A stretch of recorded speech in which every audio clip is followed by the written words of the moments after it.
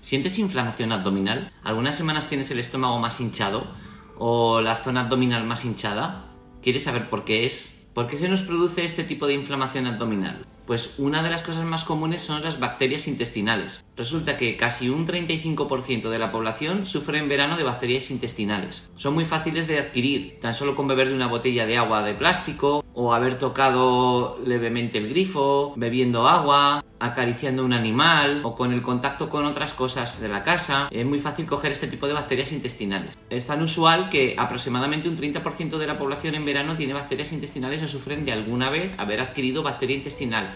Y todo esto sin saberlo. ¿Por qué? Porque lo confunden con otros problemas. Me estoy encontrando es que lo confunden con intolerancias o alergias. ¿Qué es lo que ocurre? Que las bacterias intestinales, dependiendo del tipo de bacteria, se instala en una zona concreta del intestino. Entonces, en función de la zona donde se haya instalado, causa afecciones a la digestibilidad de los alimentos que se digieren en la zona que se instaló la bacteria. De manera que, por ese motivo precisamente, es por lo que muchas personas toman como si hubieran adquirido intolerancias, cuando en realidad no están adquiriendo intolerancias.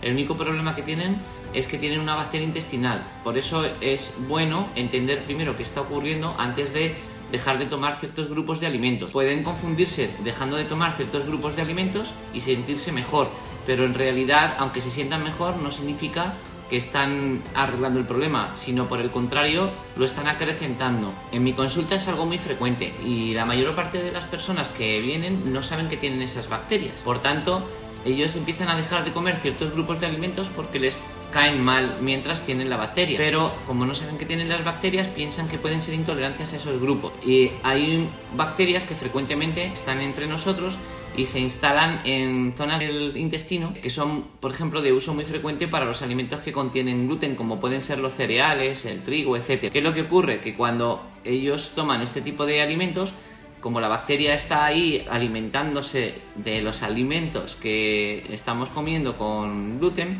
pues piensan que tienen intolerancia al gluten.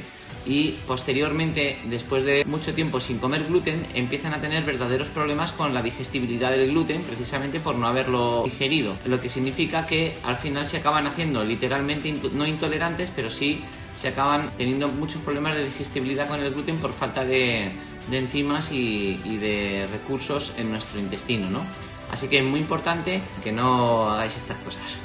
Cuando tengáis dudas o tengáis inflamación abdominal o tengáis problemas de digestibilidad en algunos grupos de alimentos que antes no ocurría, pues lo que tenéis que hacer es llamarme. Me podéis plantear todo este tipo de cuestiones por teléfono y seguramente llegaremos a una conclusión más acertada. Una de las bacterias más comunes, por ejemplo, es la candidiasis intestinal, que se detecta con una prueba que cada uno puede hacerse tranquilamente en su casa, muy sencilla de interpretar. Otra suele ser el famoso Helicobacter pylori. Suelen hacer dichas pruebas en cualquier centro médico y hay mucha variedad de bacterias que en verano son más fáciles de adquirir por las condiciones del calor. Si veis que tenéis este tipo de problemas, yo os puedo poner solución. Otra causa común de la inflamación del intestino o de la inflamación general del sistema gastrointestinal suele ser el uso muy frecuente de vegetales crudos.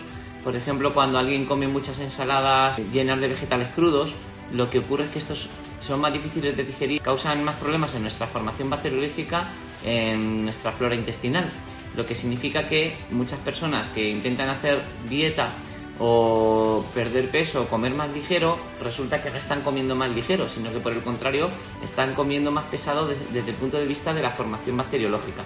Con lo cual, cuando esta formación bacteriológica se irrita o se destruye, lo que ocurre es que se forma esta inflamación. Y la forma de arreglar esto es, primero, no usando tantos alimentos crudos de origen vegetal, que tienen más difícil digestibilidad, y luego, por otro lado, hay que utilizar alimentos que tengan bacteria, como por ejemplo el Bifidus, Lactobacillus acidophilo, que lo traen, por ejemplo, alimentos como el kéfir, alimentos como los yogures con Bifidus, etc. Bueno, pues esto es todo por hoy. No olvides de suscribirte a mi canal y muchas gracias por verme.